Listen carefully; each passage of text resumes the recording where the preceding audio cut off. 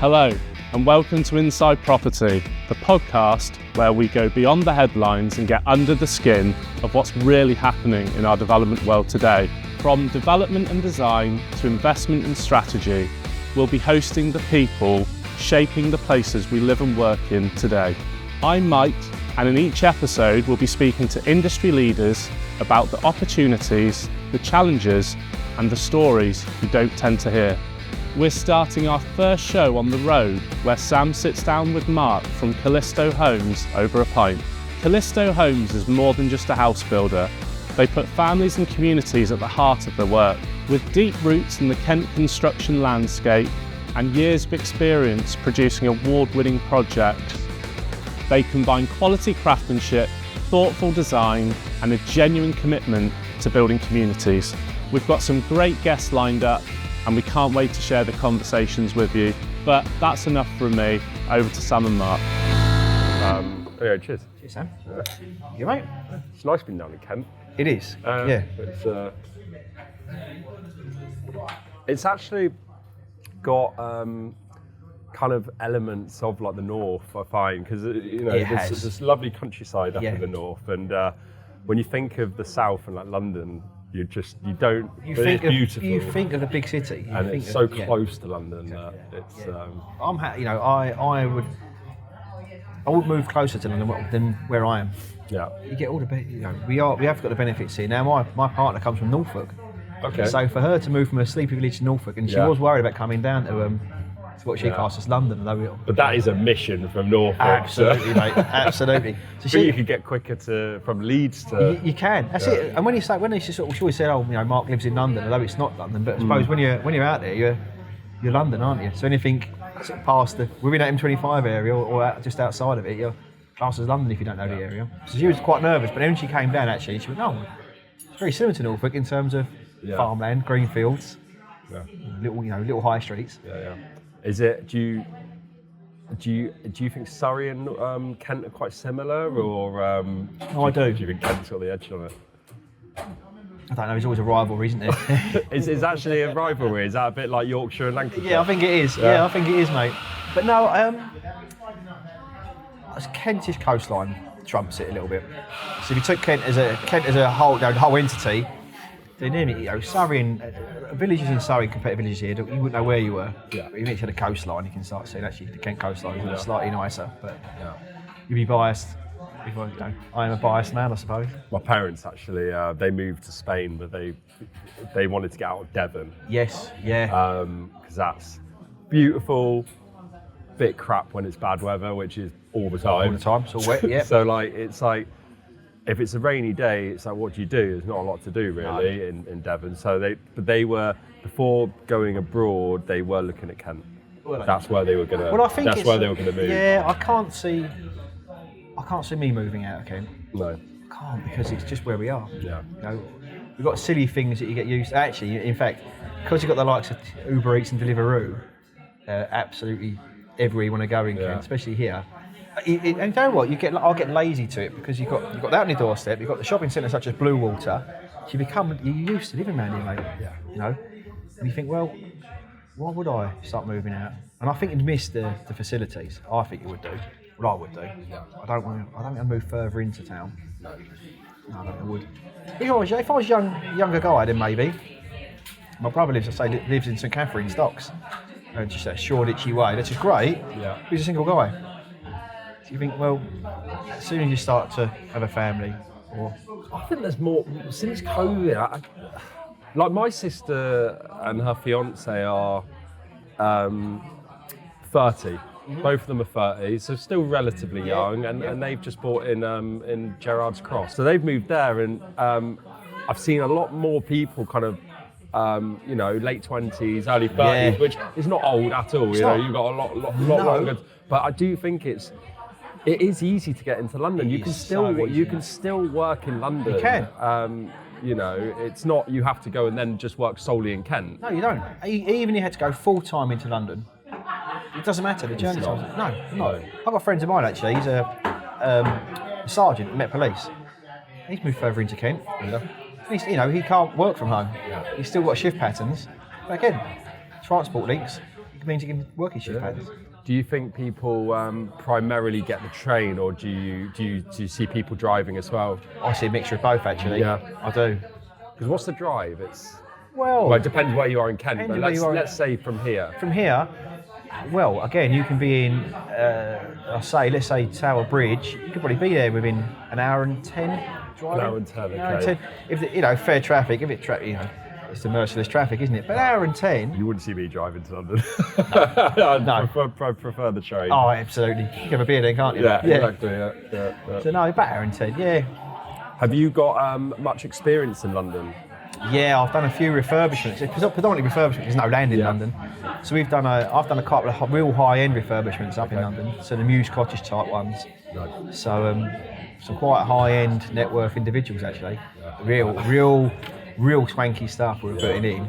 Now, we're importing kitchens over from Italy at £150,000 a go. But bear in mind, we're in a Muse Cottage, so the kitchen's not huge. We're probably talking 4 metres long by probably 2.5 metres wide. Wow. So they're not a massive amount of units going there, but 120,000 we paid. And then we paid, the cabinetry there alone was £250,000 for cabinetry imported from Italy. So did you buy this property? You bought them, or No, they just bought the it. contractor? We were just the main contractor. You were brought in by by them. Londoners. So it came in, our architect came in. Okay. They employed the interior designer halfway through, which then we took control of as such as our professional team. Yeah. And the interior design had changed a lot. So we'd got to a point in time where we'd just started to close up walls and ceilings. And the interior designer comes in and changes lighting schemes. And of course, at the time, we were thinking, crikey, we're nearly there. Yeah. But it was, what they brought to it though, really, really made it stand out. It was a nice finish to start with, but they became it their own, mate. They were absolutely. Do you think working on that kind of project has helped you in some of your other projects, like your bespoke houses? Absolutely. Just seeing what you can do, and you obviously cannot do it for every single property, but the benefit of our experience in a high-end residential, which filters through to our starter homes as such, a typical one-bedroom apartment. Why can't you have any niceties? And of course you can have niceties in there, and they don't cost a fortune to put in. You're not paying 150,000 kitchens, but you can model the design elements. It's just obviously what you're paying for on the expensive kitchens is the colour coding as such. The colour palette is what you're paying for. Exactly. They spend a lot of time in R&D on that, in what colours work with what colours.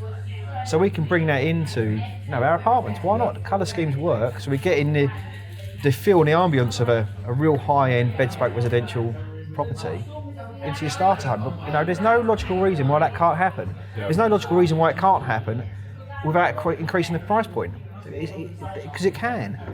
What you find is with a tier one major, UK national house builder, if they get tied into buying contracts with a kitchen manufacturer, for example, where they'll get a standard core of 3 kitchen colours, and that will run out between every unit, whether it's a 5-bedder or a 1-bedder, you'll still have the same kitchen, but the colours may change to a variety of 3.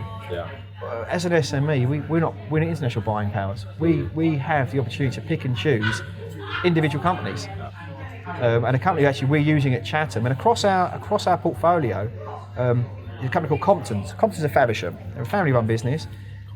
Okay, they've got 3 or 4 outlets. Now they do some real high-end beds. They've done it for me. So in our multi-million-pound private residential developments we've built, the one-offs, they put in some real cracking kitchens. But equally, they're coming back in price point on our start homes. I said, why aren't we using them? No. They've got the capacity to do it. The price point's right. The design team, and it's still the design team. They still put as much care and attention into a 1-bedroom apartment, or a 2-bedroom apartment, or a 3-bedroom apartment, or your typical standard starter home, as they do into a multi-million-pound one-off bespoke build. So we can bring some real quality features into our smaller schemes. Are there any little quirky design elements that you want to bring into New Road? I've had some. I always work with a portfolio of palette of colours. Okay.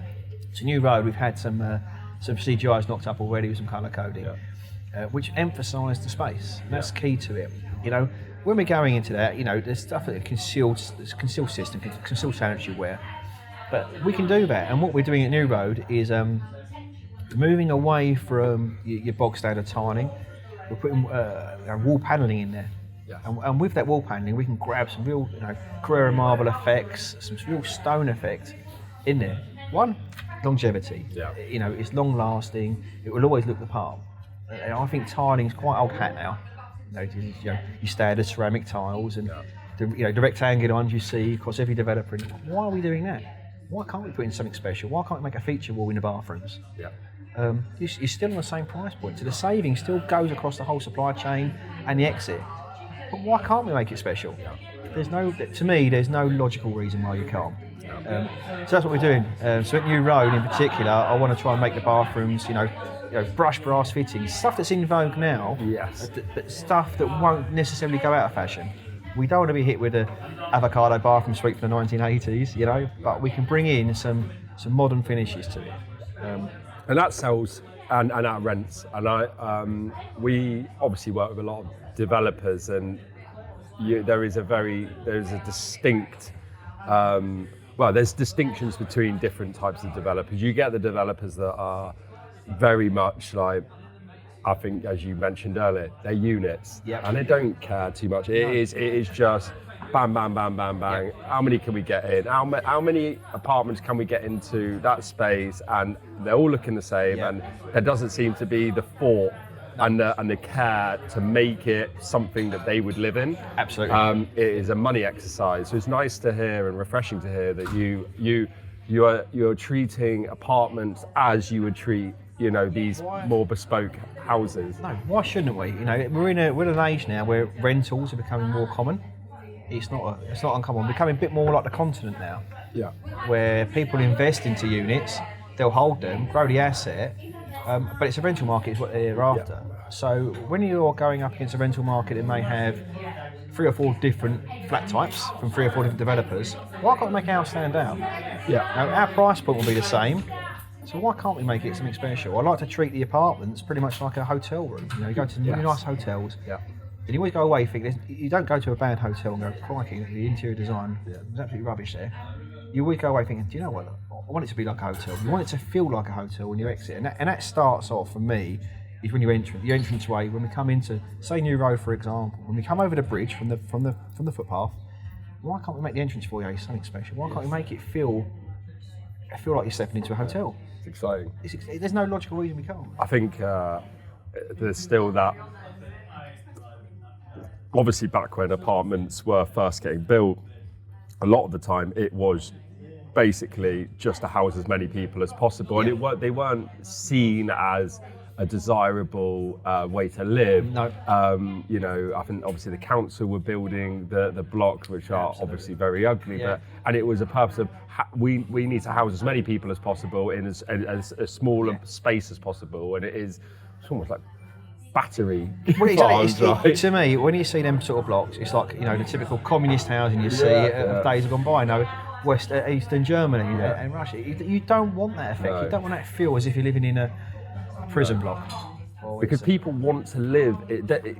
This isn't a case now so much that people only live in an apartment because they can't afford a house. They want to live in the apartment. It's a they choice. want to be in that community, Absolutely. and that's actually more of a choice for them. And I see it in the north, and I'm sure it's similar down here. There are people that prefer to buy apartments over houses, even though actually on paper the price difference isn't massive, but they still want to deliver. You get more of a community feel in apartments, and if you style it and construct it correctly, you'll organically grow the same-minded people who live in their apartment blocks. Yeah. And that's what it is. It's a choice to live in communal living. But you can do communal living one or two ways. You can do the old way where it's just stack the numbers in and it's very mundane and it feels cold. Yeah, it's a money-making exercise. It's exactly what it is. That's it. So why can't you change that vernacular? Why can't we change the formula to make apartment living is a standard? Yeah, we get it in city centres and we get professional living in city centres, living in apartments. Why can't we push that into Kent? There's no logical reason why it won't happen. Yeah. And equally, from the price point, and it's a personal choice. 2, the growth of the housing market in Kent is phenomenal. Yeah. And there's nothing wrong or belittling about buying an apartment. I think the day's gone by where people buy an apartment because they couldn't afford anything else. I think that dynamic's changed. I think people are buying apartments because it, one, suits a lifestyle choice. People naturally are more social. And I think since the days of COVID, it's prime example of that, where everyone was locked indoors. You got to know your neighbour, where you necessarily didn't know them beforehand. So all of a sudden, the fact that getting to know your neighbours is not frowned upon so much. You are generating a communal living. And, you know, let's face it, we live in a community now where everything is delivered to you. Yes. Let's face it, we're in an Amazon community. So why not can't live in a place where I've got a delivery coming, but it's okay. I know it's getting delivered to my neighbours. My neighbour's going to be there. And you just through that, organically, you grow a community. And I can't see why. And I think renters as well. I mean, we deal with renters every single day, and that's exactly what we do. We sell, but we rent, and we look after our tenants. And from what I've seen, apartments demand higher rents than houses. They do. And there's a reason for that, because these tenants don't want to live in a house because it is a bit too big, and often they have to furnish it, and often, you know, we furnish them and make sure that, you know, they're comfortable, and they prefer that than going into a large house and maybe feeling a little bit like it's too big. Absolutely. And you know, because people spend a lot of time out at their house and you know, doing their thing. So if they've got everything they have in this very manageable space, and you know, I agree entirely, Sam. I think you can go the other way, where, well, I could buy a house for the same price of my apartment, but the other side of that coin is it can be quite a lonely existence. Yeah. Because the house is too big for purpose, really. Yeah, it is. You don't know your neighbours. So let's face it, if you're, you know, you work away, you work in town somewhere. So you leave your house early in the morning, you return late at night. It's winter, so you see no sun, and you're in a house that's slightly too big for you, or even too big for you. Costs more to heat. You've got a very lonely existence, because let's face it, you get out, you get on the train, you go to work, you come back, you speak to your work colleagues. Apart from that, you're semi-isolated. Yeah. So again, there is another side. People always talk about, you know, buying the bang for your buck. How big can you buy, or how much square footage or square metre can you buy for the same price point? And I don't think it's like that anymore. No. I think personally, you know, there's a massive drive. Mental health for me is a bit of a driver for me, and I think you'll see a deterioration in people who live a lonely existence, and that comes from where do you live, and you're seeing improvement in people when they're with community. That's just a fact, and I think apartments breed a community. Whether you're single, married, with partner, with children, you still breed a community. Yeah. And you'll see the WhatsApp groups getting created with people in the building, and it will start by just being, how can we help each other? Can you get my parcel? Could you look out for something? But it then develops into, would you like to go for a drink, or grab some food, or do you want to go and do you want to join my run club, or do you know, I'm part of you know, paddleboard is a thing. Paddle. Exactly. Does anyone want to play paddle? And then actually that's the foundations of creating relationships, which actually become friendships. And absolutely. Yeah. And we always talk about, you know, predominantly as developers, we always talk about growing families, but we never talk about the retirees and those, you know, the older people who want to live in an apartment. They want the community because evidently a partner may have passed on, or you know, life gets in the way. You imagine a quality of life you're giving to the elderly people, you know, those who are retired. All of a sudden, living in an apartment block with young, dynamic, professional families, you're giving them a new leaf of life. You know, and it's a two-way street. It's not only getting people onto housing, but you're also helping the retirees, those who have been there, seen it, and done it, and now retired. All of a sudden, you're giving them a leaf of life. The loneliness in the elderly community is you know, it's epidemic, really. But all of a sudden, you've got an apartment block where, let's just say, even 10% are retirees. Well, one, you know, you're getting a wealth of experience, those who have lived life, and two, you're giving them life back to themselves. Absolutely. So I think it's a good thing. The demographic has definitely changed. What we've seen anyway, we're getting far more small families. Yes, Don't get me wrong, it's you know, maybe a couple with a newborn, but you know, older couples, and they are choosing, because they do want to be closer to the centre and the action. Absolutely, yeah. And there does seem to be a shift because before it was just young people, and it's definitely not now. No, and, it's not. No. You know, if I was going to go through, you know, City Rise's list of tenants, I think people would be quite surprised at the mix of people that we rent to, and we are obviously dealing primarily with apartments, and you know, it is not just young professionals. Straight out of uni or wherever, it's a mix. Variety is the spice of life, they say, and I think that's what makes apartment schemes really work for me personally. Is putting a mix in there. You've got, say, you know, new parents, and you're going through the usual, you know, the dynamics of a new baby, but you've got someone to sound off against. You know, so it's not just a case of the general loneliness that you may live in a big house that's too big for you. It's the loneliness of life. Sometimes, you know, you want that assurance that, oh, you know what, so when my child's up 3 times a night, and your neighbour who is similar position to you, go, that's perfectly normal. You're getting reassurance for your community. You know? So, no, to me, it's what works, and having a mixed scheme with mixed people, it's what works. Yeah, absolutely. Yeah. Just on you, like, we're going over that. Where did your passion for property actually come? Like, what, you know, and do you see yourself staying in property for the rest of your career? Do you know what? I set Callisto Homes up because I've got a passion for people predominantly. I like to see people. Your house is always going to be your biggest purchase or your biggest expense in life. So for me, I just think, well, you know, why can't we do so? Why can't we break the mould as such, do the opposite to what everyone else does? I mean, every other developer goes out there and it's just a unit number, and I don't want that. I want something a bit more personable. My passion comes from, I like construction anyway, I like the challenges it brings, but equally I like the back end. I like to see people in homes that can call their own. And that's where my passion comes from, and it's always been there. You know, during the 2007-2008 crash, we saw a lot of people lose their homes, and that sort of struck a chord with me. Well, we need to do something that make it feel more homely, make something your own, and put a bit of care back into that. So that's where my passion comes from. Some of the larger, more bespoke properties that you've obviously delivered, have you ever personally handed over the keys to the owners? I do it every time. Yeah, we do it. Well, I do it every time. I'm there on handover day. I'm there when they move in, and I'm there through their journey, because on the bespoke stuff it's very personable. Because a lot of personal choices go into it. So they get to know Mark, Callisto, and they can pick the phone up to me. And don't get me wrong, we have our WhatsApp groups, evening, weekends. They like to pick my brain, so I could get a text message or WhatsApp at 7 o'clock on a Saturday evening, where, Mark, we thought about this. Could be miles down the road. You know, what do you think? Have you done this?